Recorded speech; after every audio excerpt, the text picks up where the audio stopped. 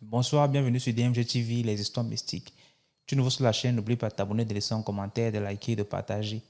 Tu veux raconter une histoire, envoie ta demande. Maintenant, tu pourras monter en direct, nous raconter ton histoire mystique. Ici, on ne raconte que les histoires mystiques, pas les histoires romantiques, d'amour, pas les histoires de grève, de guerre et autres. Ici, c'est les histoires mystiques. Voilà. Donc, on va commencer. Surtout par les détails. On ne donne pas les noms des gens ici. Si tu veux utiliser les noms, tu peux utiliser les noms d'emprunt. S'il s'appelle par exemple un Tamak, tu peux dire Paul, tu peux dire Jean, tu peux dire Pierre, tu peux dire Sébastien, mais pas le vrai nom, s'il vous plaît. On donne les noms des pays et même des quartiers, mais on n'indique pas là où la maison se trouve. Voilà. Donc, poisson d'eau douce. Bonsoir Francine. Bonsoir DMG. Comment tu vas? Très bien, et chez vous? Très bien, très bien. Il y a la télé derrière toi, hein? Effectivement, je viens d'arrêter. Ok, merci. C'est une joie aujourd'hui. Je suis la première. Bon, je viens... les phrases bizarres. L'autre venait dire que ma voisine a accouché comme si c'était mon enfant. Je serai la première fois. Toi, tu dis que tu es la première. Tu es la première femme. Hey. Ok. Pardon, je rectifie. Ok, je viendrai cette fois avec l'histoire de ma nounou. Bon, il y a eu plusieurs nounous qui sont passés chez moi. La dernière, en fait, j'avais un bébé très malade et je devais quitter la Côte d'Ivoire pour l'Europe. Donc, j'ai pris une nounou, elle est venue, elle m'a dit, ah tata, ta fille là, on peut la soigner à l'indigénat. Bon, c'est ce que je faisais, et hôpital et indigénat. Non, je lui dis, d'accord, allons voir dans ton village. On arrive là-bas, elle fait certains traitements. Bon, elle me montre d'abord une commune. Elle me dit, bon, c'est la commune qui me dit, ah ma fille, on va consulter pour ton enfant. Bon, je lui dis, d'accord, j'ai compris, mais aujourd'hui, je ne pourrai pas. Donnez-moi ce qu'il y a à donner pour régler le problème de ma fille. Je viendrai un autre jour pour consulter. Bon, la maman accepte. Donc, après ça, on part voir son grand frère. C'est-à-dire la nounou, le frère à la nounou. Quand on part chez lui, ma fille à la naissance, elle avait des problèmes au niveau des pieds là. Donc, on devait voir un kiné. Et le kiné a brisé l'os de sa jambe droite. Et il n'a pas su plâtrer. Donc, elle a le pied qui est vraiment bizarre. On arrive chez lui, il me dit, bon, la grande sœur, son pied là, je peux arranger ses mains. Je dois encore briser l'os et puis refaire notre traitement. Donc, l'enfant sera dans la maison environ 2 à 3 mois. Et ça, je me suis fait accompagner avec ma mère. C'est-à-dire, j'étais moi, ma mère, et puis la nounou et mon bébé. Je lui dis, j'ai compris, mais tout ça, j'irai réfléchir à la maison. Et ce jour-là même, je lui ai même donné de l'argent. Parce qu'il dit, il doit rentrer en brousse. Il y a un type d'écorce qu'il doit avoir. Je lui ai donné de l'argent. On rentre chez moi. Quand on rentre, cette nounou-là, avant qu'elle ne vienne, j'étais tellement dans le besoin que je n'ai pas prié. Ça, il faut le reconnaître. Je n'ai vraiment pas prié. Je rentre, ma mère me dit, non, non, c'est pas bon signe. Garder un enfant dans une maison pendant environ 2 mois. En tant que tu connais ton projet, je dis à ma mère, bon, c'est vrai, mais je vais réfléchir, puis je vais mettre ça en prière. Et puis, j'ai commencé à allumer des encens dans ma maison. La première fois quand j'ai allumé l'encens, la nounou est rentrée dans une colère pas possible parce qu'on lui avait demandé d'aller acheter de la viande. Je pense qu'elle devait prendre la viande à 2250. Quand elle est venue, je lui avais remis un billet de 5 000. Quand elle est revenue, elle me dit, Tanti, moi je peux plus partir. Parce que quand je partais, tu m'as dit que c'était 2250. Elle dit, bon, tu es parti, on dit c'est combien? Elle dit, on dit 2500. Je lui ai dit, il n'y a pas de problème. Si tu veux plus partir, dépose l'argent, moi j'irai. Mais à ma grande surprise, La fille est sortie de la maison, elle est allée s'asseoir dans les escaliers. Et j'ai commencé à rire. Quand je me suis mise à rire, ma maman me dit, mais pourquoi tu ris? Elle lui a dit rien. Et quand j'ai voulu prendre l'argent pour aller, la nounou est revenue. Tata, je vais prendre. J'ai dit non, laisse. Ma maman dit laisse, c'est son travail. Et elle a pris encore. Elle est partie acheter.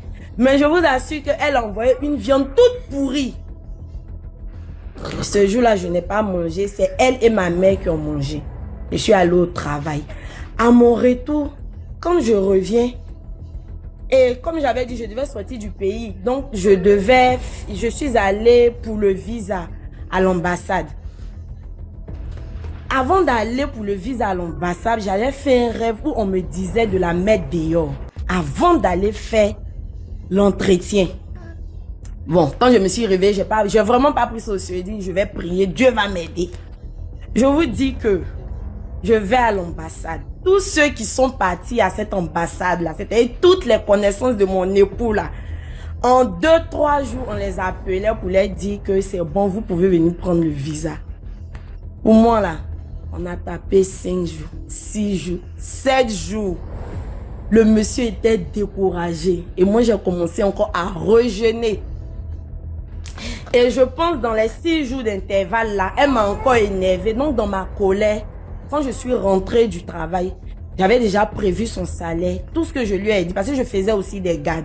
Donc quand je suis rentrée, je lui ai dit, prends toutes tes affaires. Elle a pris et je lui ai donné tout son salaire. Elle avait fait la moitié du mois. Donc je lui ai donné son salaire. Et quand je calculais, je pense qu'il devait avoir 300 francs dessus. Et je ne voulais pas lui donner des jetons. Parce que ma mère m'a toujours dit que quand tu n'as pas confiance en quelqu'un, ne lui donne pas de jetons. Et sur son salaire, là, j'ai mis un billet de 500 francs. Je lui donne, je lui dis, prends tes affaires, tu rentres aujourd'hui. Elle n'a pas dit un mot. Elle a fait ce que je lui ai demandé, elle est rentrée. Cette même nuit, quand je dors, la fille, je la trouve dans mon salon. Vous voyez quand les femmes, quand vous êtes dans votre salon, de toute façon, vous vous asseyez de manière décontractée. C'est comme ça, elle était assise. Et moi, j'étais arrêtée au milieu du salon. Et puis, elle me demandait, Tata, tu m'as renvoyé là, c'est pourquoi? Et dans le rêve, je lui disais, tu as travaillé, tu as été une bonne personne, mais actuellement, je n'ai plus besoin de toi. C'est pourquoi je t'ai demandé de rentrer. Sinon, tu n'as pas à être fâchée. Elle me dit, ah bon, Tata? Dans le rêve, je lui disais toujours oui. Tu m'as rendu un grand service, mais il était temps.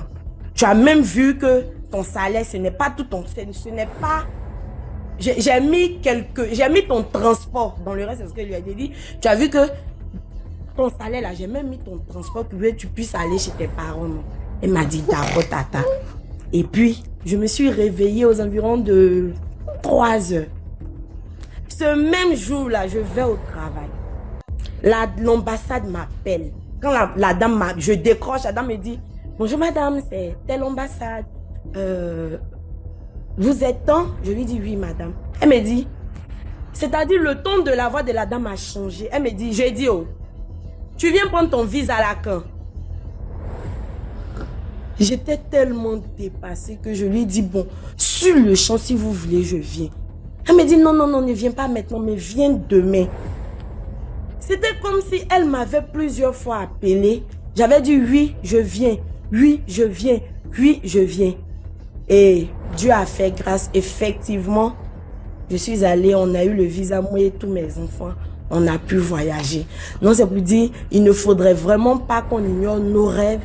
Et quand nous avons une très mauvaise intuition, on doit suivre l'intuition. Si j'avais pas écouté ma maman, et que je voulais vraiment aller soigner ma fille ou bien même consulter, peut-être qu'aujourd'hui, je ne serais pas où je suis. Bien, je sais tout. Merci beaucoup, Francine, pour l'histoire. Allô, DMG, excuse-moi. Oui. J'ai vu un commentaire qui dit jeûner pour aller souffrir en Europe. Non, c'est pas pour souffrir en Europe. Jeûner, c'est pour être auprès de son homme. Parce que avoir un foyer où l'homme est quelque part seul et toi tu es ailleurs, c'est vraiment pénible. Donc, je jeûnais plus pour Justement. que ma famille soit regroupée. C'est plus ça. Bon. Merci beaucoup, Francine. Je vous en prie. Je reviendrai. D'accord. Ok, fais-moi descendre s'il te plaît. D'accord. Kérina, bonsoir. Je viens de rejoindre le live et je voulais raconter une histoire. En écoutant l'histoire de la dame qui vient de raconter, je voudrais raconter aussi mon expérience que j'ai eue avec une nounou que j'avais chez moi. D'accord. Vous avez les écouteurs, hein? Non. Attends, je vais changer de pièce. Là, c'est mieux? Oui, c'est beaucoup mieux là. Alors, à une époque, j'avais mes enfants qui étaient tout petits et j'avais beaucoup de travail. Et donc, le travail que j'avais ne me permettait pas d'être constamment à la maison. J'ai donc rencontré une amie, une dame avec qui j'ai grandi, que j'ai considérée comme une amie. On habitait dans le même quartier et qui était d'un pays de l'Afrique de l'Ouest. Je préfère ne pas le citer. Je lui ai dit que j'avais besoin d'une nounou, de quelqu'un qui était à la maison en permanence parce que, étant mère célibataire, je ne pouvais pas être là permanemment avec les enfants. Elle m'a donc mise en contact avec une de ses connaissances dans ce pays-là d'Afrique de l'Ouest. Et j'ai fait des papiers pour une nounou qui devait venir. Ma condition, c'était qu'elle devait être majeure. Elle m'a donc mise en contact avec une fille de 19 ans et sa famille. J'ai payé tout ce qu'on m'avait demandé de faire. Les visas, les vaccins, le billet. Et j'ai même donné un peu d'argent à ses parents pour qu'ils puissent la laisser venir. Avant qu'elle n'arrive, tout allait bien dans ma maison. Dès qu'elle est arrivée, je voyais des phénomènes bizarres. Mais je n'avais pas pris conscience, je n'avais pas fait le rapprochement avec sa présence. Les choses disparaissaient. Les fortes sommes d'argent disparaissaient. Ma cuisine, la nuit, parfois quand je me réveillais et que j'avais envie d'aller prendre un verre d'eau, ma cuisine était envahie de cafards. Je ne comprenais rien. J'avais même fait venir un service d'hygiène pour nettoyer la cuisine, pour pulvériser des produits, mais rien. Il y avait une sorte de sécheresse pas possible que je vivais dans la maison. À l'école, les enfants ne travaillaient plus bien, les enfants qui étaient premiers de la classe. J'avais même pris un répétiteur qui était là, mais les enfants ne travaillaient plus bien. Tout n'allait pas. À mon boulot, c'était pareil.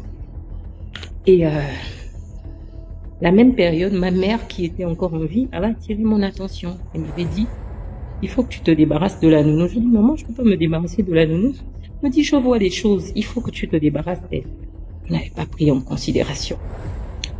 Un jour, une nuit, je rêve qu'elle rentre dans ma chambre et qu'elle verse sur moi une boîte dans laquelle étaient de grosses mouches. Il y avait au moins une centaine de mouches dans un pot. Et elle a renversé les mouches sur moi. Je me suis réveillée. Quand je me suis réveillée, j'ai commencé à me gratter. Et le matin, j'ai vu que j'avais des boutons sur le corps. Je suis allée au travail comme d'habitude. Je me suis dit que peut-être c'était une allergie. Ensuite, je suis allée, quelques jours après, ça n'allait pas. Je suis allée voir le dermatologue qui m'a donné une batterie d'examens. On n'a rien trouvé. C'était comme si je faisais de l'eczéma. Et un jour, ma mère vivait toujours, je suis allée la voir et je lui ai dit, je comprends pas, voici ce que j'ai, voici ce que je ressens. Ma mère m'a dit, on va aller voir un homme de Dieu. Elle m'a emmenée dans son église. Il a fait des prières, m'a demandé d'être en jeûne pendant 3 jours. Je me suis mise en jeûne pendant 3 jours. Il a prié. Au bout du 3e jour, il m'a dit, tu verras ce qui va se passer.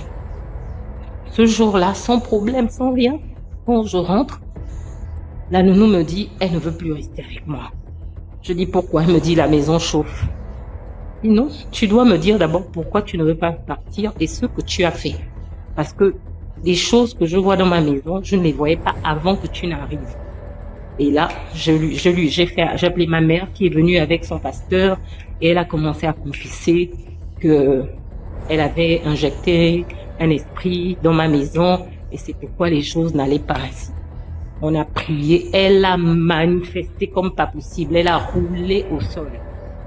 Le jour même, on était dans les 20h, 21h, je lui ai dit, tu prends tous tes bagages et tu sors de chez moi. Je l'ai mise à la porte. Les cafards que je voyais dans ma cuisine là, je ne les voyais plus. Dès qu'elle est partie, le lendemain, il n'y avait plus aucun cafard dans ma maison. le trimestre, à la fin du trimestre même en question, mon fils est sorti de là avec une moyenne de 13, alors que d'habitude c'était les 8 de moyenne. Ma fille aussi a eu sa moyenne depuis que la nounou a été partie de chez moi. À partir de ce jour, je me suis dit plus jamais je ne prendrai une personne dont je ne connais pas l'état d'âme venir rester chez moi. Et la leçon du jour que je donnerai aux autres, c'est de faire attention avec vos employés de maison. Faire attention à qui vous faites rentrer, aux personnes que vous faites rentrer chez vous. On ne sait pas qui est qui. Ne faites pas confiance entièrement. La personne qui rentre dans votre maison, c'est la personne qui vient détruire votre famille. C'est la personne qui vient vous détruire. Vous qui avez des nounous, faites attention. Soyez vigilants. Donc voilà un peu l'histoire que je voulais raconter ce soir. Merci beaucoup, Karina, pour l'histoire. Fais-moi descendre, s'il te plaît. D'accord. Le message est passé. Tu fais rentrer quelqu'un dans ta maison. Oh, miracle. Oh, merci. Et la personne arrive avec des idées. Parfois, les gens dans vos maisons, ils ne viennent pas forcément pour détruire, mais quand ils voient comment vous vivez, comment vous êtes heureux, il y a la jalousie qui s'installe. Tu peux avoir une nounou, elle n'a jamais fait quelque chose de mal. Mais tellement tu vis bien avec ton mari, là, des enfants, tout le monde est content, heureux. La jalousie s'installe et puis voilà. On peut maintenant prendre le dernier condiment qui vient gâter tout ça. Bonsoir. Allô? Bonsoir. C'est bon, je peux commencer l'histoire? Oui, tu peux commencer. Alors, c'est une petite histoire. C'est mystique, non? Elle s'est déroulée... Ouais, mystique. D'accord. Donc, l'histoire se passe il y a déjà près de 20 ans. Hein. On était dans les années 2004. Alors, je décide de quitter la capitale économique pour me rendre à la capitale, donc Libreville. Donc, je partais pour faire mes études là-bas à Libreville. Donc, c'était encore les vacances. Donc, je devais apprendre cette année à la capitale économique. Alors, dans l'ambiance des vacances et tout, il y a mon beau-frère qui se présentait à l'élection des députés. Dans l'ambiance, avec mes cousins, mes frères, on décide de faire le voyage vers le village. Donc, mon beau-frère se présentait à l'élection. Il était candidat en province, dans la province d'Oyem. Alors, on s'en va dans l'ambiance, on monte dans un canter tous, avec d'autres enfants du village. Il y avait l'alcool, il y avait la boisson, il y avait les femmes. J'étais encore très jeune, hein, j'avais près de 17 ans. Alors, on voyage. Une fois arrivé à Ndjolé, pour ceux qui connaissent le Gabon, à Ndjolé, on fait un accident. Donc, on tombe dans un ravin. Il y avait les bébés, il y avait les enfants, il y avait les femmes. Donc, on tombe dans le ravin. Et là, il y a les frères du village qui ont appuyé le bouton. Le bouton, c'est dire qu'ils sont sortis en vampire et ils ont sauté de la voiture spirituelle. Comment je peux dire ça? En fait, ils sont sortis de la voiture du véhicule mystiquement. Et là, nous, on se retrouve après dans le ravin, à 20 mètres de la route. Alors, voici les frères qui viennent en haut là-bas. Ils viennent nous secourir. Alors, ils viennent en secours. Ils prennent les enfants. Ils prennent les femmes. Mais après, à un moment donné, on s'est posé la question. Mais comment cela ils ont fait? On s'est vraiment posé la question. Et là, on était évacué à Libreville. Il y a mon frère qui s'était cassé la colonne vertébrale. Malheureusement, il est décédé. Arrivé à Libreville aussi, il y a l'un de mes grands frères aussi qui a fait l'accident. Donc ma mère elle était vraiment triste parce que moi, son fils, j'avais fait l'accident. Et aussi mon grand frère qui a fait un autre accident dans une autre ville. Donc le même jour, on se retrouve à l'hôpital général à Libreville. Et là, je viens maintenant sur mon grand frère. Mon grand frère, lui, il avait aussi eu mal à la colonne vertébrale. Et une fois qu'on avait fait la radio, alors, C'était vraiment une radio bizarre. Imaginez-vous, l'IMG, que dans une radio, on trouve une gilette dans ses fesses. Une gilette à la radio. Le médecin présente la radio, il nous montre, on voit bien une gilette. Vous voyez bien comment la gilette est dessinée. Et tout le monde était étonné. Comment est-ce que quelqu'un va avoir une gilette dans une fesse? Alors ma mère était au chevet de son lit pendant qu'il était hospitalisé et tout. Alors un soir, mon frère gratte sa fesse. Il dit à ma mère que non, la fesse me fait gratter. Il s'est mis à gratter la fesse et directement la gilette est sortie. On a retrouvé une gilette rouillée sur son drap. Comment est-ce qu'elle est sortie? Sans blessure. Sans blessure. Ma mère a gardé cette gilette là et aujourd'hui je ne sais plus qu'est-ce qu'elle a fait de ça. Donc c'était un peu ça l'histoire. Mon autre cousin qui faisait partie de l'accident que j'avais fait, il est décédé. Ça fait déjà près de 20 ans. Donc c'était un peu une histoire mystique en fait, cet accident. Merci. D'accord, Mr. Pitch, merci pour l'histoire. Mais on a pu retirer ça de ses fesses là? C'était sorti comme ça, c'était sorti. Lui-même il a gratté. La gilette est sortie des fesses. La gilette c'est d'abord comme... Une lame, la lame. Ah. Ouais, les lames là, non? Ok. Les lames gilettes là. Ok. D'accord, voilà, merci. Le rasoir. Faites-moi descendre, merci. Ah, moi j'ai appris quelque chose. Gilette, c'est la lame. Ah. Bonsoir. Ah, Comment tu vas? je vais bien et toi? Très bien, merci. Bon, l'histoire, c'est une de mes tantes qui me l'a racontée. Elle me disait que c'est un papa qui avait un fils très intelligent, très intelligent. Il était toujours parmi les premiers de sa classe et tout ce qui va avec. Les années sont passées, le jeune homme a eu le bac. Le papa l'a envoyé en France faire les études. Mais en arrivant là-bas, je sais pas ce qui s'est passé, le papa persécutait toujours l'enfant. Il faut revenir, genre dans les rêves quoi. Il persécutait l'enfant à chaque fois qu'il faut revenir, il y a personne pour m'aider ici, il faut revenir. Vraiment, l'enfant était vraiment perturbé à pas la peine. Mais malgré ça, il a quand même fini ses études. Il a fini les études, il a eu tous ses diplômes, du coup il est rentré au pays.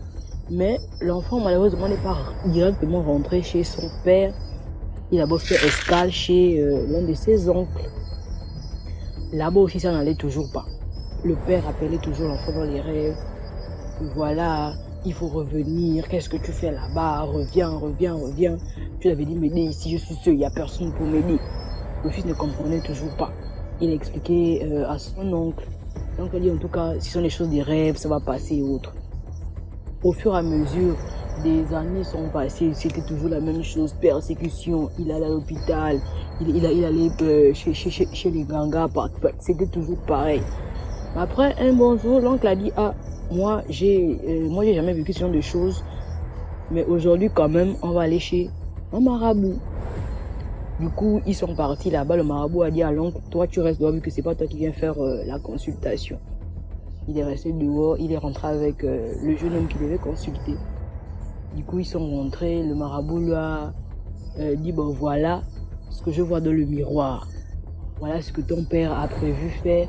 Voilà les noms de ceux-là que ton père veut tuer avec toi. Genre, ton père veut que tu sois son acolyte dans ces pratiques qu'il fait un peu partout là. Du coup, le fils n'a pas vraiment compris de quoi il s'agissait. Le marabout a parlé. Il a encore dit que, ah, voilà, regarde encore la même liste là. Des noms que ton père a prévu tuer telle année. Voilà ici dans le miroir. Du coup, le jeune homme a reconnu les noms de ses parents, de ses frères, de ses oncles et autres. Le petit a dit, ok, d'accord. Merci pour la consultation et tout ce qui va avec. Après, il est sorti. maintenant vouloir dire à l'oncle que voilà les noms des gens que j'ai vus là-bas ou que papa a prévu tuer pour telle date, telle année. Lorsqu'il sort, il veut parler à l'oncle, la bouche est fermée. La bouche est fermée, il n'arrive plus à parler. Tout est bloqué. Il commence à délirer sur place. L'oncle a paniqué. Il a vraiment paniqué. Il a pris l'enfant, il a ramené l'enfant chez son père. Que voilà ce que j'ai ici là. Avec l'enfant là, voilà. L'enfant maintenant commençait à citer les noms n'importe comment. À dire, tel nom. Du coup, le père tellement traumatisé, il a enchaîné l'enfant dans une pièce. Du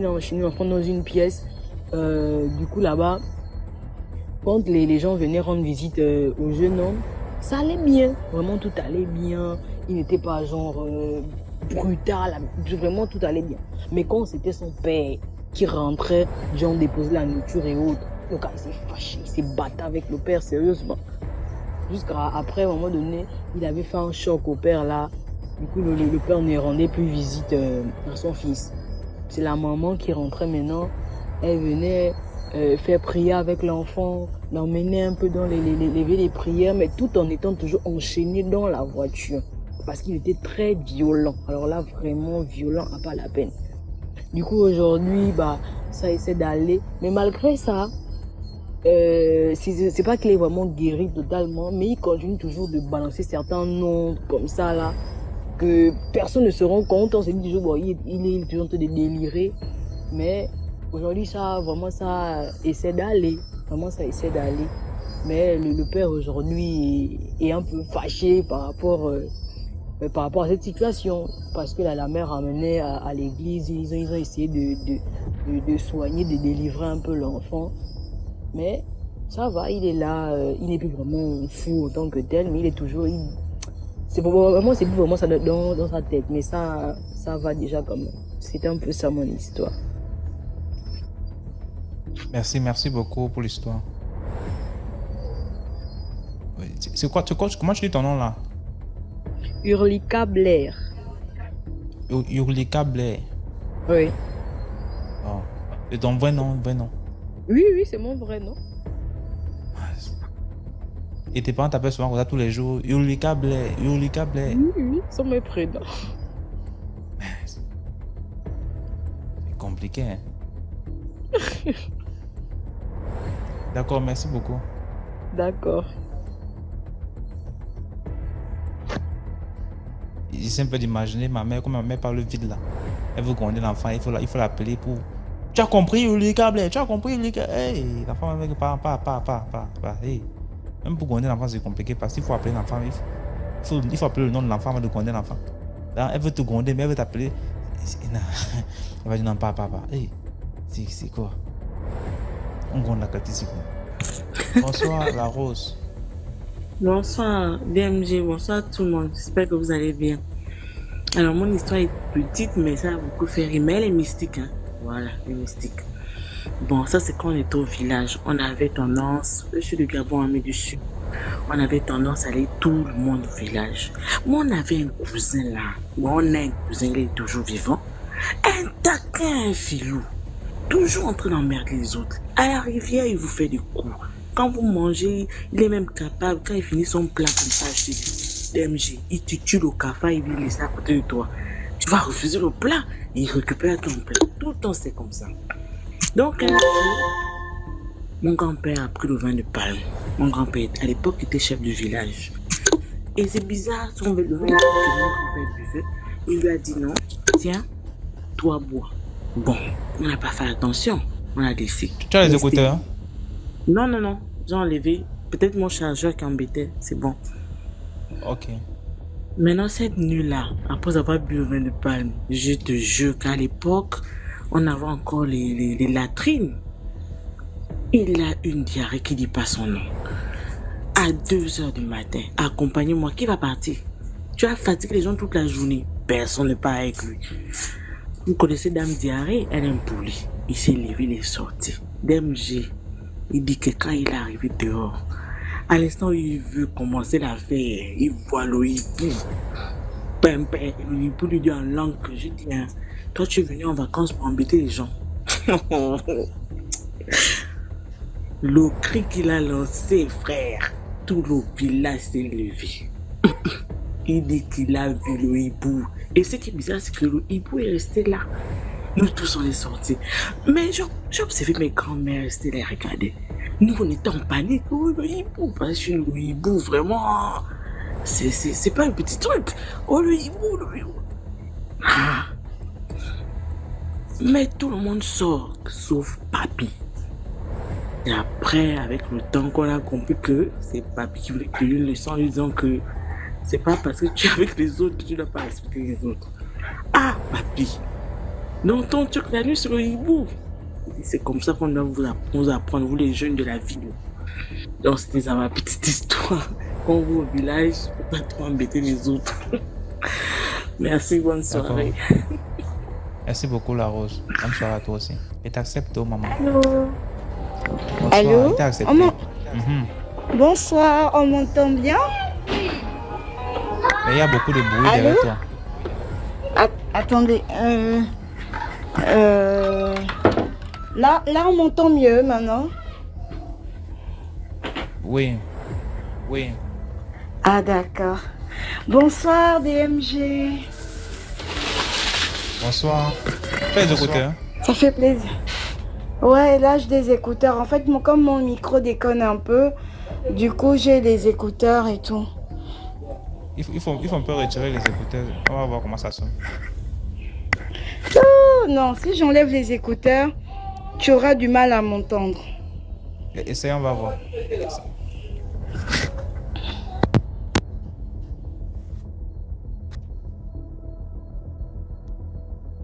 Allô? Allô? Allô? Oui. C'est parfait Oui. maintenant. Là, tu m'entends? Là c'est C'est parfait. parfait? Là, c'est parfait. Ok, d'accord. Alors, moi, j'ai une histoire palpitante à raconter. C'est une histoire qui se passe au Gabon. Il y a quelques années en arrière. C'est aussi pour sensibiliser un peu la jeunesse. Donc, j'aimerais que vous soyez attentifs à mon histoire, s'il vous plaît. Alors, cette histoire se passe ici au Gabon. Il y a quelques années en arrière, il y a une jeune fille qui vivait un peu dans, on va dire, des conditions un peu compliquées. Elle va faire la rencontre d'un jeune homme. En sortant un soir comme ça, elle rencontre un jeune homme. Et ils vont s'échanger. À cette époque, il n'y avait pas encore des téléphones, genre, les réseaux sociaux et tout ça. Non, non, non. C'était une fille, comme on dit, grossièrement, on dit des barquartiers. Elle va rencontrer un jeune homme.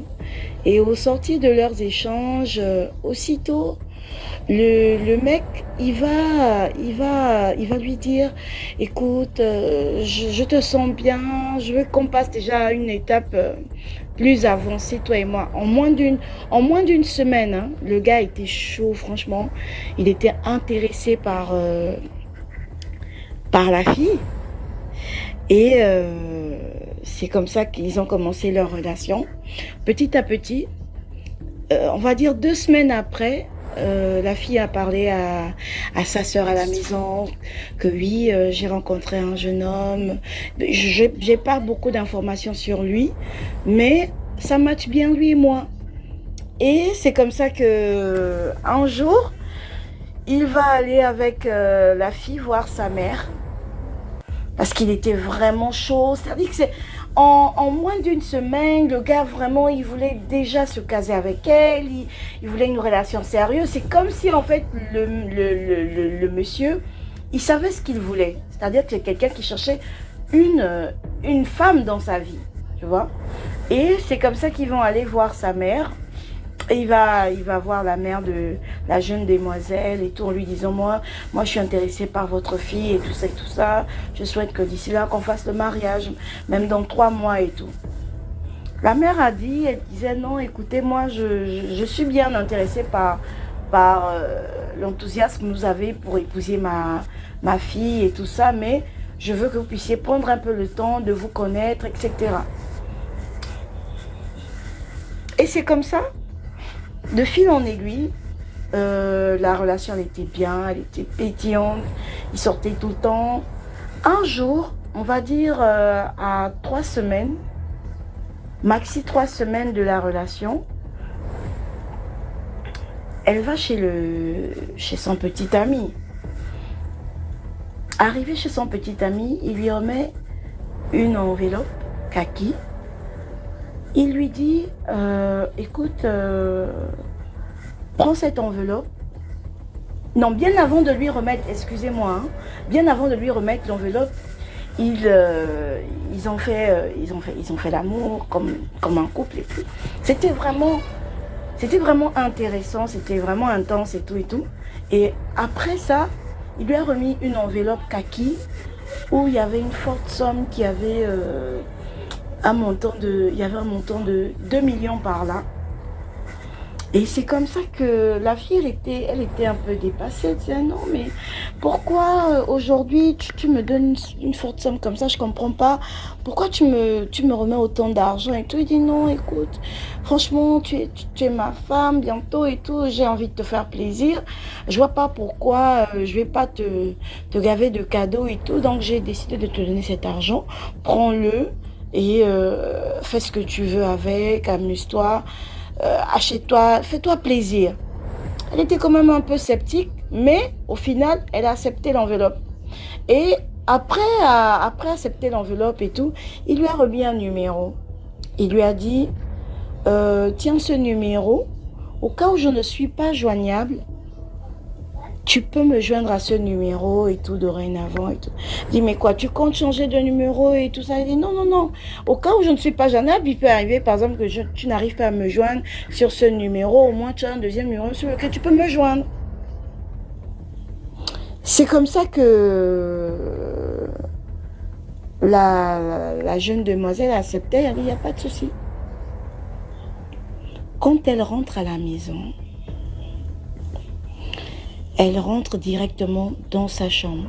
Quand elle rentre dans sa chambre, on va dire 10 minutes après, elle a commencé à se sentir mal, se tordre de douleur. Sa mère était au salon et la douleur était tellement intense qu'elle a commencé à crier. Aïe, aïe, aïe, j'ai mal, maman et tout. Elle a commencé à crier dans la chambre, la mère. Mais comme la chambre était fermée à clé, elle avait du mal à venir ouvrir la chambre, à ouvrir la porte, pardon. Et c'est comme ça que la mère a commencé à taper. Qu'est-ce qu'il y a? Qu'est-ce qu'il y a? C'est comment? Pourquoi tu cries comme maman, j'ai mal, maman, j'ai mal, j'ai mal, j'ai mal. Elle insiste avec les cris et tout ça. Et c'est comme ça que la mère, elle va faire appel aux voisins et tout pour venir casser la porte. Quand elle rentre dans la porte, elle trouve sa fille, les jambes fermées, sur le lit, en train de se tordre de douleur. Et c'est comme ça que la mère va poser la question à la fille, qu'est-ce que tu as et tout. Elle va demander aux voisins de sortir de la pièce et tout ça, machin. Elle se retrouve à deux avec sa fille. C'est comment, maman j'ai mal, maman j'ai mal, maman j'ai mal. Elle se tord de douleur et tout. C'est comme ça que la mère dit, mais montre-moi où tu as mal, je vais voir, je suis ta mère. Elle se gêne un peu de montrer et tout. Mais la mère insiste. Et vu la douleur, vu comment la douleur était intense, au final, elle ouvre les jambes. Et quand elle ouvre les jambes, sa mère voit comment la foufoune de sa fille, en fait, c'était rongé. Il restait que les lèvres du haut, mais c'était rongé comme si ça a été mangé par un animal de manière atroce. La mère a crié au scandale. Mais qu'est-ce qui se passe? Qu'est-ce que tu as et tout machin? Elle a commencé à paniquer.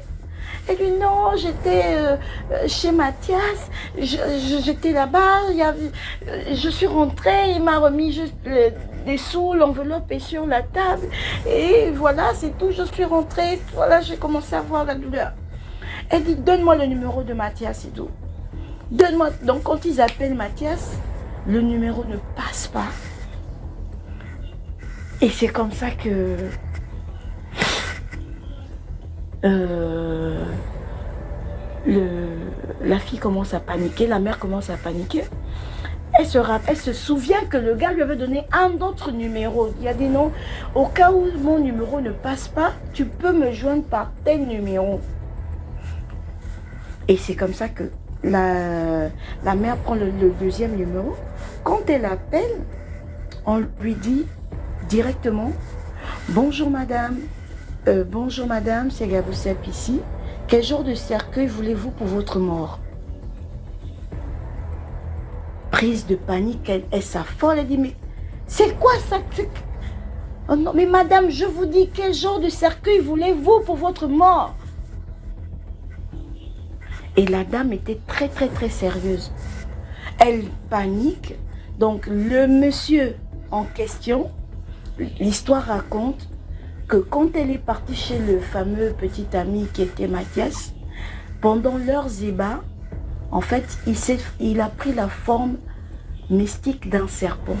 Donc pendant qu'il lui faisait l'amour de manière intense, il s'était transformé en serpent pour ranger son sexe.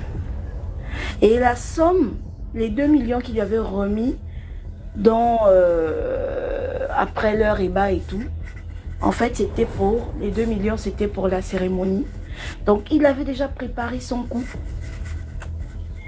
Et c'est comme ça que l'histoire, malheureusement, dans le taxi, le temps d'arriver à l'hôpital, la jeune fille a rendu l'âme, elle a eu le temps de raconter et tout. Donc, la morale de l'histoire ici, c'est pour dire aux jeunes filles, l'argent c'est bien, mais l'argent facile, il faut faire attention. Il y a des gens mal intentionnés. Quand il est arrivé comme un prince sorti de nulle part, elle était comme on dit, dans la galère. Elle a trouvé son charmant homme qui sort de nulle part, qui commence à lui donner des sommes très très très importantes. Elle est éblouie par ça et au final, en fait, c'était quelqu'un qui était là pour un objectif bien précis, de récupérer tout ce qui était bon en elle et organiser ses obsèques. Donc les 2 millions ont servi d'obsèques. Et c'est ainsi que finit l'histoire.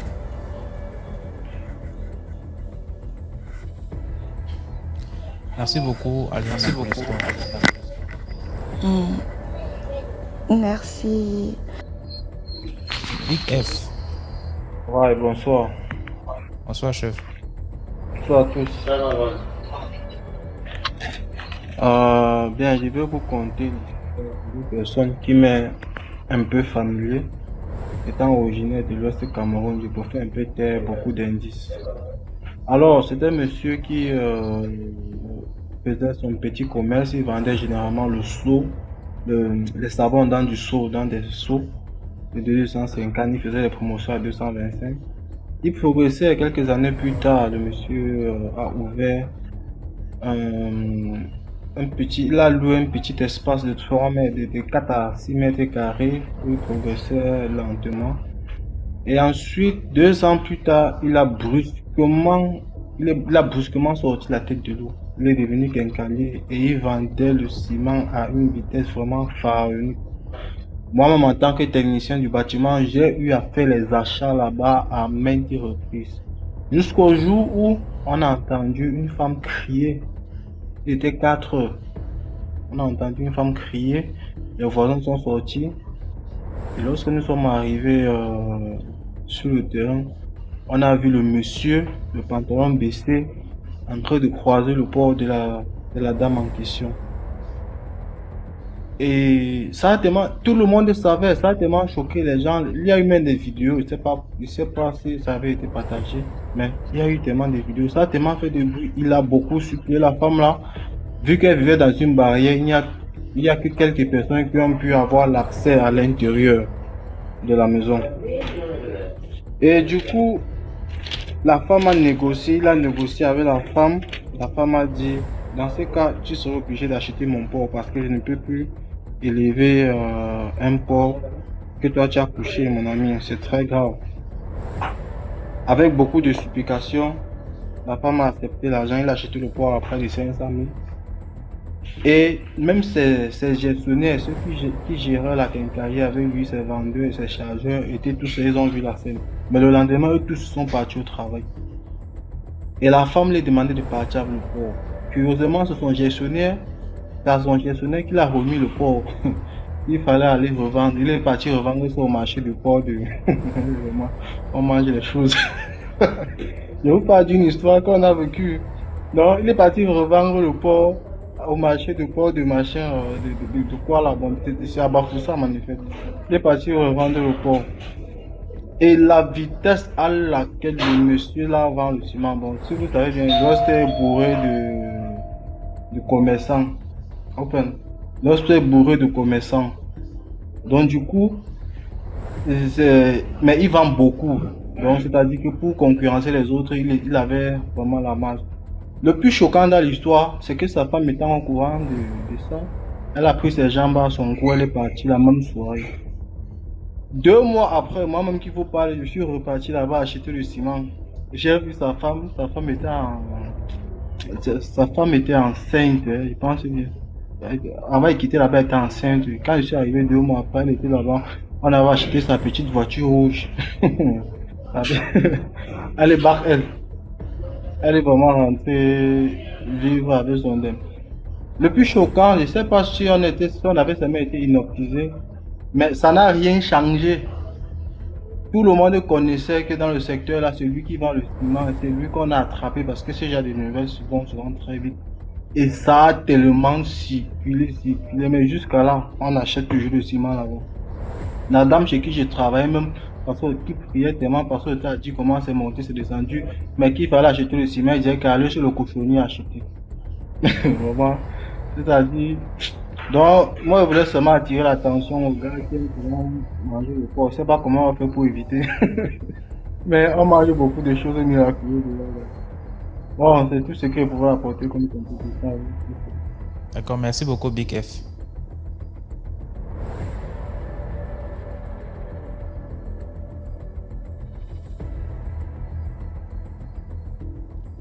Heureux disent d'abord dans le commentaire, oh je ne mange plus le porc, oh. Je ne mange plus le porc, je pense que ce n'est qu'avec le porc que les gars couchent. Les chèvres, les moutons, les porcs, même les chiens. Tu vas dire que tu ne manges plus quoi. D'autres même les poules. Tu vas dire quoi? Tu vas dire quoi?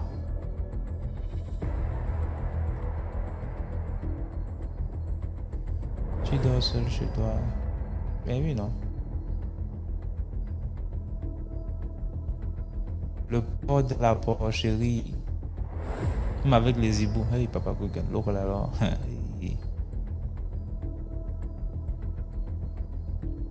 Tu vas arriver chez quelqu'un, tu vois, il a les animaux partout. Tu fais l'élevage. Non, moi j'aime beaucoup, c'est mon animal de compagnie. Le cochon là, c'est mon animal de compagnie. Le cochon, c'est un animal... et dis seulement que c'est ta deuxième femme. C'est pas elle qui vient avec la boisson ici. Bonsoir, comment tu vas, Julien? Ça va et vous, j'adore que ça va. Bon, l'histoire que je vais vous raconter aujourd'hui, c'est l'histoire d'une personne. Prends d'abord ton souffle. Je ne veux pas raconter en commençant à rire. Prends ton souffle comme ça. Tu arrêtes d'abord de rire. Tu vas avec les rires que tu me ris. D'accord. Ok. L'histoire que je vais vous raconter aujourd'hui, c'est l'histoire d'une connaissance. Elle m'a donné l'autorisation de raconter. Bon, elle est en train de m'expliquer une situation. C'est comme ça qu'on a commencé l'histoire. Elle m'expliquait une situation. Elle me disait que souvent, quand un homme ou une femme, en tout cas quand tu es en relation, un homme ou une femme te plaque, en tout cas te barre, tu te fâches, alors que c'est parce que la personne n'a pas pu te sacrifier qu'elle te barre. Mais toi, tu te fâches, tu sombres dans la dépression, tu pleures, alors que c'est Dieu qui est venu te protéger. Maintenant, elle me raconte son histoire. Elle me dit, parce qu'elle est originaire du Nigeria. Elle me dit que quand elle était jeune, vous savez, nous en Afrique, on souffre. Quand tu es une jeune femme, au bout d'un certain moment, ta famille, tu commences à te mettre la pression de trouver un mari, comme si, je ne sais pas si c'était pour remplir ton CV ou quoi. Elle me dit qu'elle a grandi dans une famille pas très riche. C'est comme ça qu'au bout d'un moment, quand elle quittait déjà l'adolescence, sa mère lui dit, il faut déjà que tu te trouves un mari, parce que les gens de notre communauté se marient très jeunes, mais toi, bizarrement, tu n'es jamais venu nous présenter quelqu'un. C'est comme ça qu'elle dit qu'elle a compris. Elle qui était école maison, elle a commencé à changer de routine. Elle allait dans les bars, dans les boîtes de nuit, dans les restaurants pour essayer de trouver un mari. C'est comme ça qu'un jour, elle dit qu'elle est sortie avec sa copine. Elle avoue que sa copine était très belle. Sa copine était plus belle qu'elle. Donc, elle dit qu'elles ont terminé en boîte de nuit où elles étaient. Sa copine lui a dit, allons dans un bar, on va prendre un dernier verre avant de rentrer. Elle a dit d'accord. Elles sont parties dans le bar. Elle dit que vu qu'elle avait bu un peu trop, elle commençait à raconter sa vie à tout le monde. Elle commençait à expliquer aux gens que dans sa vie ça n'allait pas, qu'il fallait qu'elle trouve un mari et tout. C'est comme ça que le gars là est entré. Et elle dit que quand le gars est entré, normalement il s'intéressait d'abord à sa copine. Mais vu que sa copine ne s'intéressait pas à lui, elle a commencé à parler avec le gars. Elle a commencé à raconter toute sa vie. Je souffre beaucoup. Chez moi, on me demande de trouver un mari. Je ne sais pas comment faire. Mon Dieu, machin. C'est comme ça que le gars se retourne. Il lui demande, quand on te demande de trouver un mari, elle dit oui. Ma mère me harcèle avec ça. Elle veut que je trouve un mari, etc. Il a dit ok. Donne-moi ton numéro de téléphone, je vais t'appeler. C'est comme ça que, au lieu maintenant qu'il prenne le numéro de l'autre, c'est son numéro qu'il a pris. En tout cas, ils sont rentrés. Après, elle est rentrée avec sa copine. Lui aussi, il est rentré. Il est parti. Le lendemain, maintenant, il appelle la fille. Il lui demande, est-ce que ça va et tout. Oh oui, est-ce que vous êtes bien rentrés? Oui, nous sommes bien rentrés. C'est comme ça qu'il dit à la fille, hier, tu me parlais beaucoup de mariage. Est-ce que tu veux te marier? Elle dit, oh gars, oui. C'est seulement ce que j'attends. Depuis, avec les paroles que ma mère me lance et tout, moi aussi, je veux me marier comme mes soeurs, comme mes copines de ma génération, je veux me marier. C'est comme ça que le gars lui dit, ok, il n'y a pas de problème. Donc, ce qu'on va faire, c'est qu'on va faire les choses rapidement. On va faire les choses rapidement et je vais venir t'épouser parce que tu me plais et tout. Bon, elle dit qu'elle était tellement aussi désespérée qu'elle est tombée dans ce que le gars là lui disait. Mais le gars lui a dit, avant ça, avant que je t'épouse, je vais d'abord te présenter à ma famille. Entre-temps, le gars, dans sa famille, eux, ils faisaient des tontines mystiques. Des tontines mystiques dans lesquelles eux, ils vendaient leurs partenaires. Elle dit qu'elle s'est rendue compte bien après qu'elle aurait dû comprendre ça depuis très longtemps. Parce que quand elle est arrivée, toutes les femmes de la famille avaient déjà perdu leur mari. Et elle ne s'était même pas renseignée sur le gars parce que la première femme a aussi été décédée dans des conditions bizarres. Et la première femme du gars l'avait laissée avec une petite fille. Donc elle dit que c'est comme ça que la réunion se préparait et tout. Elle dit une petite réunion de famille qu'on va faire. On achète des porcs, on achète des bœufs, on achète en tout cas des grands trucs. Elle dit qu'elle était étonnée. Mais bon, c'est pas sa famille, c'est la première fois qu'elle rencontre des gens. Elle dit qu'elle s'est préparée avec le gars et tout. Le gars lui dit non, je veux que tu t'habilles simplement, je veux pas trop attirer l'attention et tout, machin. Elle dit ok, il n'y a pas de problème. C'est comme ça que quand ils arrivent, elle dit que parce que le gars, il vivait dans une autre ville et sa famille était dans une autre ville. Donc, il devait faire la route jusqu'à la maison familiale du gars. Elle dit que quand elle est arrivée là-bas, sa grande sœur, la grande sœur du gars, l'aînée, dès qu'elle a vu, elle a commencé à s'énerver. Elle dit, mais oh, est-ce que je t'ai fait quelque chose avant que je n'arrive ici? Est-ce qu'on s'était déjà parlé? Bon, toi et moi, on a eu un problème. Le gars lui dit, non, laisse, ne t'énerve pas, reste tranquille. Et tout, ma grande sœur, elle est comme ça. Les autres sont venus la saluer, l'embrasser et tout. Oh, tu es la femme de notre frère et tout. C'est comme ça qu'elle dit, non, je ne suis pas sa femme, je suis sa future femme. C'est comme ça que le petit frère du gars lui demande, mais tu es sa future femme comment? Il ne t'a pas encore épousé. Elle demande que, mais m'épouser comment? Si on va m'épouser, on ne va pas faire une réunion de famille et tout. Donc la grande sœur s'était énervée parce qu'elle a su que la fille n'était pas encore mariée avec le gars. Donc pour que le sacrifice ait lieu, il faut que le gars se marie, il emmène sa femme là-bas et ensuite on la sacrifie. Tant que les deux ne sont pas mariés, il ne peut pas y avoir de sacrifice parce qu'ils n'ont pas encore de lien. Il faut forcément qu'il y ait un lien. Donc, c'est comme ça qu'elle est arrivée. Elle dit que toute la soirée, la grande sœur du gars était énervée. Elle ne voulait même pas venir s'asseoir avec eux. Elle a dit, c'est pas mon problème. Moi, je ne connais pas une personne. La personne s'énerve contre moi, ça ne me concerne pas. Elle est restée dans son coin. Elle dit qu'à un moment, ils étaient assis tous ensemble. La grande sœur vient et du genre, elle fait le geste de la main du genre pour dire, ramenez-vous, genre, venez. Allons là-bas, on va faire une réunion.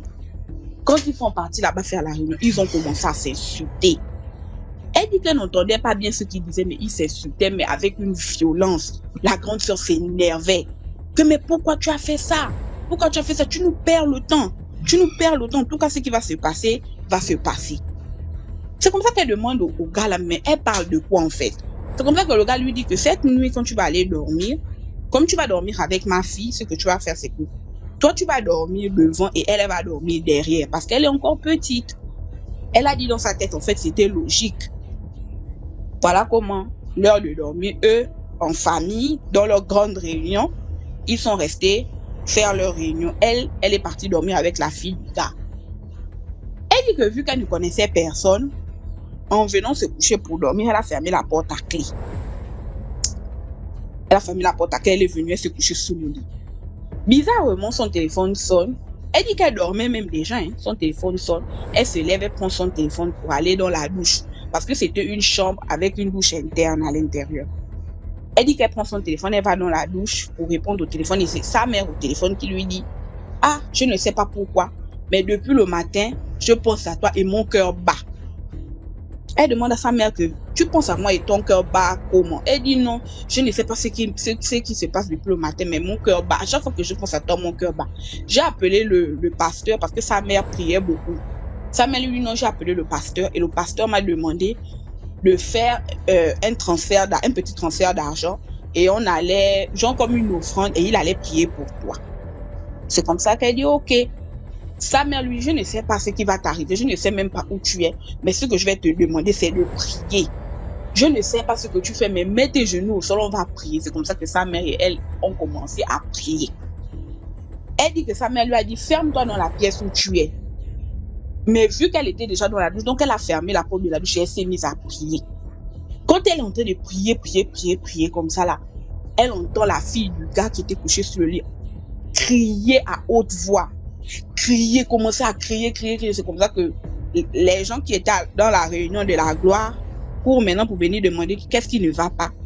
On se rend compte que l'enfant a été mordu. L'enfant a été mordu par un serpent. C'est comme ça que ce sont ses frères même qui sont dans la réunion qui disent que mais on voit comme si c'est la morsure d'un serpent.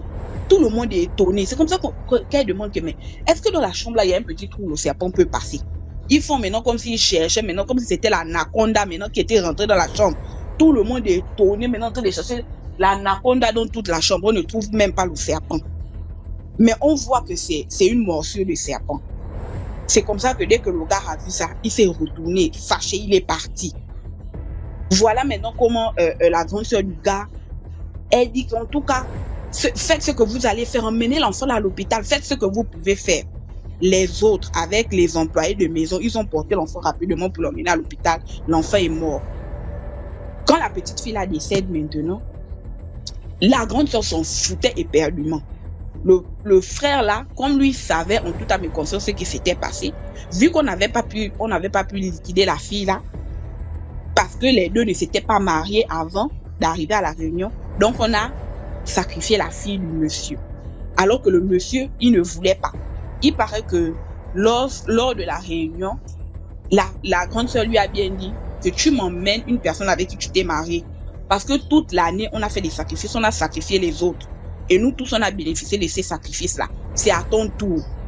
Donc lui, il a su ce qu'il est en train de faire. C'est la raison pour laquelle il a emmené la fille là-bas.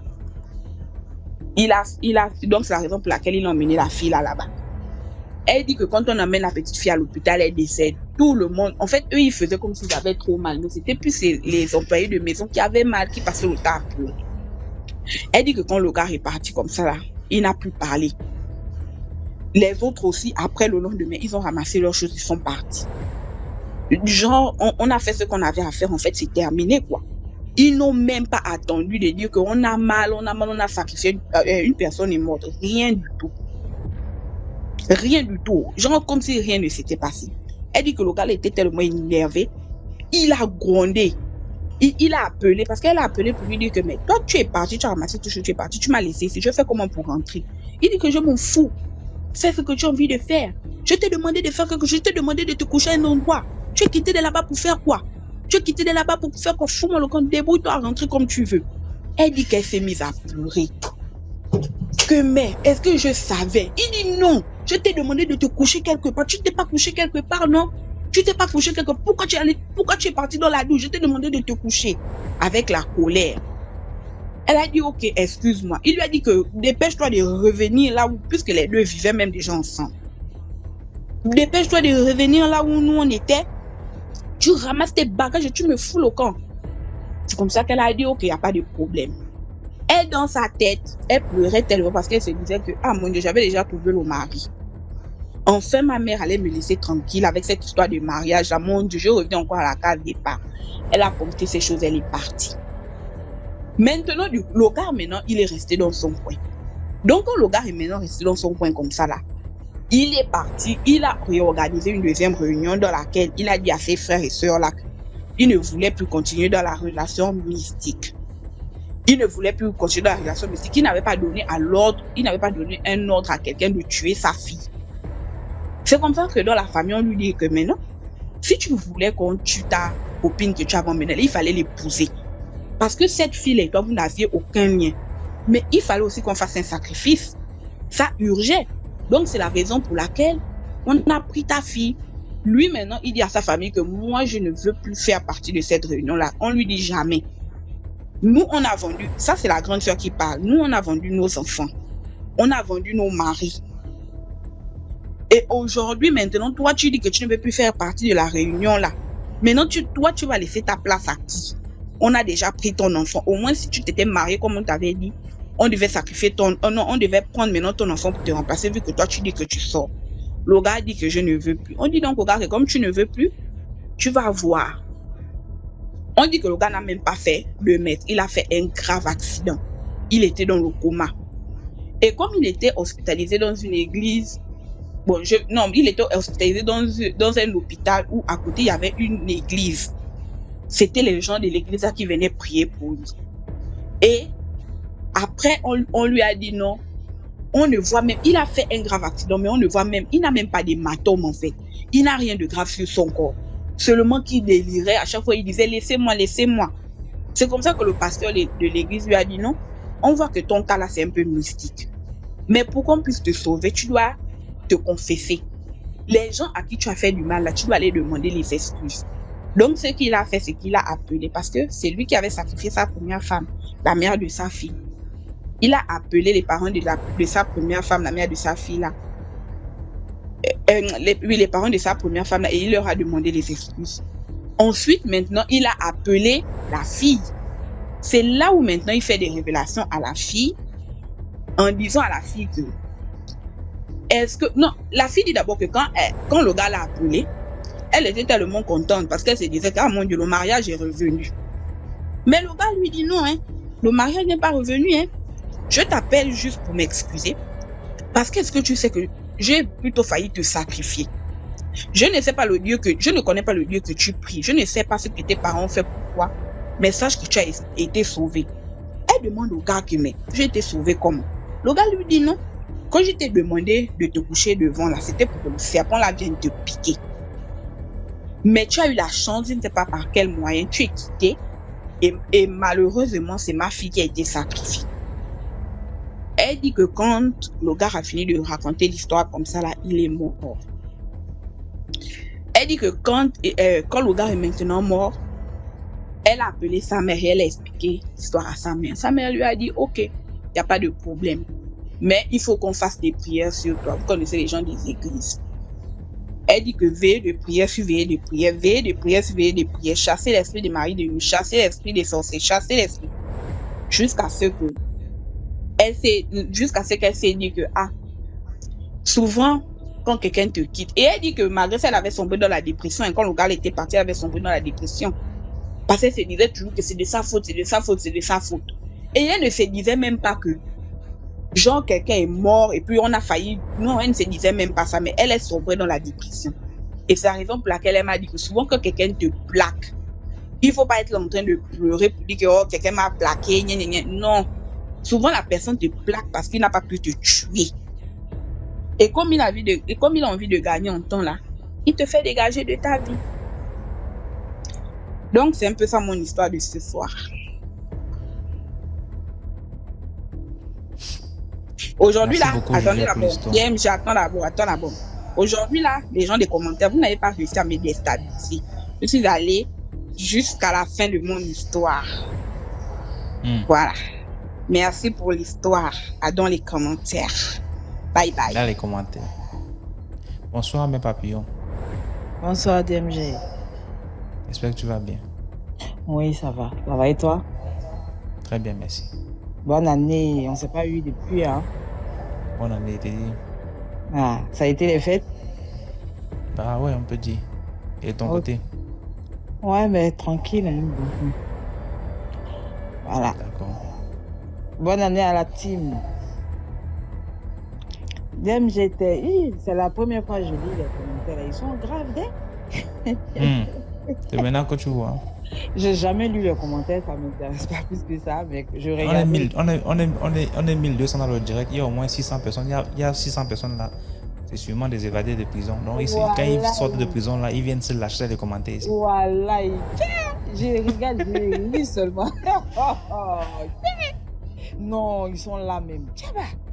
Donc quand on parle là, c'est comme ça il m'a accéléré. Moi je lis pas haut. Quand je finis là, je regarde seulement, je lis même pas. Moi je connais pas, tu es le seul direct que je regarde sur TikTok. Après ils débranchent là, ils passent à autre chose. Non, ils sont graves même. En tout cas, ça va DMG. Et DMG, tu as suivi j'ai ma cousine des États-Unis qui m'a envoyé mon voice. Elle dit, écoute, je t'ai reconnu. J'ai dit, toi tu es là-bas, il y a que j'étais caché dans mon petit coin là, déjà. Tout le monde écoute. En tout cas, tu es suivi. Elle m'a rappelé une histoire là. J'ai dit, bon, il faut que je te raconte ça aujourd'hui. En fait, une année, on était partis en vacances au village. Et quand on est arrivé, on a vu une tante là. Bon, enfin, c'est après qu'on a su que c'était notre tante. Mais elle avait un de ses ventres. C'est comme on était avec notre maman même. J'ai dit, je sais pas si c'était quadruplé. Elle était enceinte des jumeaux, non pas jumeaux, des quadruplés. Mais le ventre, donc on a tiqué. Je l'ai regardé, donc maman nous a pincé. Donc on a attendu, maman a causé un peu avec elle et puis elle est partie. J'ai dit, mais maman, ça là, c'est quel ventre ça là? Elle me dit, celle-là, c'était une très, à l'époque, hein, où elle n'était pas encore mariée, elle était jeune fille là. Puis la tante, c'était une très belle femme. Elle était à l'école, elle était au village et la tante, elle venait très souvent en ville. En tout, elle avait rencontré un gars en ville. Et maman disait qu'à l'époque, le cimetière de Williamsville, c'était au 220. Le cimetière n'était pas encore à Williamsville. Et donc, la tante, apparemment, elle avait rencontré un fantôme, bon, un revenant. Elle a rencontré le revenant et tous ont commencé à sortir ensemble. Et à l'époque, c'était un groupe de jeunes filles. Hein, et elle a commencé à sortir avec le gars et tout. Mais le gars l'arrivait, il la raccompagnait tout le matin, vers 4h, 5h, il la raccompagnait. Et après, s'est confié à une de ses amies pour dire que le gars, en tout cas, la maison est belle, où le gars vit, il a une très belle maison. Et tout ça là. Mais vraiment, tous les jours, il me réveille à 5h. Et là, je suis enceinte. Vraiment, moi, je sais pas. Ça, la tante, sa copine lui a dit, mais faut tout faire, faut pas partir. Si tu te réveilles, là, faut pas que tu vas partir. Peut-être que quand tu vas là, il y a une autre femme qui vient derrière toi. Donc, faut attendre. Elle a dit, ok, c'est ce que je vais faire. Elle a respecté ça une semaine, la deuxième semaine. Le gars l'arrivait, elle dit, elle va pas. Le gars dit, faut partir, je dois aller au travail. Elle dit, jamais. Tu me trompes et puis je suis enceinte de toi. Donc, je me considère maintenant comme ta femme. Il ne bouge plus. Le gars dit, j'ai dit, il faut partir. Je vais passer à la maison, rencontrer ta famille, tout et tout. Mais pour le moment, il faut rentrer. Elle dit, jamais. Le gars dit, tu vas pas. Elle dit, elle va pas. Le gars dit, ok. Moi, je vais au travail, il faut rester. On dit, vers 6h, 7h, c'est le gardien qui est venu la réveiller. Madame, elle était couchée sur la tombe du monsieur. Madame, c'est un parent. Elle dit qu'un parent, elle regarde autour, il n'y a que des tombes. Elle dit, aïe. J'étais couchée sur un lit. Le gardien dit, non, non. Ici, là, tout le temps, il y a des femmes qui viennent. Ça arrive souvent. On a tellement mal d'avoir perdu un parent. Tout ce que le gardien disait, elle ne comprenait pas. Elle est repartie directement. Elle a pris car elle est allée au village. Les gens lui ont dit, mais comme tu lui as dit, à l'époque, il n'y avait pas d'échographie, tout et tout, que là, si tu veux enlever la grossesse, tu vas mourir. Il faut laisser comme ça. Parce que le monsieur, il sait maintenant que tu es enceinte. Il faut laisser comme ça. Elle a laissé la grossesse. Mais si tu vois le ventre, mais laisse tomber. Elle porte les cabas là. Mais à travers ça, c'était horrible. Moi-même, quand j'ai vu là, j'ai tiqué. Là, maman dit non, c'est un revenant qui l'a enceinte. Tant qu'elle meurt pas, elle n'accouche pas. Après, quand la médecine s'est développée avec les échos, il n'y a pas d'enfant, hein. Le ventre, c'est de l'eau. Et toute sa vie, la tata, elle est restée en cabas comme ça. Après, j'ai même plus de ses nouvelles. Je ne sais même pas si elle est décédée maintenant, il y a très longtemps et tout. Mais elle a vécu toute sa vie en cabas. Elle est restée au village, malgré les praticiens, tout ce qu'ils ont fait là. C'est resté comme ça. Le ventre est resté comme ça. Donc, souvent aussi, les conseils des copines, des amis, des ceci, des cela, là. Ce n'est pas tous les conseils qu'il faut prendre. Donc, voilà ma petite histoire. En tout cas, elles disent qu'elles te suivent, donc elles vont me ramener plein d'histoires maintenant pour toi. Comme elles ne peuvent pas monter. D'accord. Ok, merci beaucoup, merci J'ai beaucoup. envie de te demander si tu as toujours eu cette tête-là ou bien les cheveux sont venus après. Bon, c'est vrai quand même que depuis le secondaire, je garde les cheveux. Ah, ok. Je vais lui dire ça. Parce que quand elle te voit, mais elle dit, maman, ton DMG, là, il est là encore avec sa touffe, là. D'accord, merci beaucoup. Ok, DMG, bonne soirée. Bonne soirée. Merci.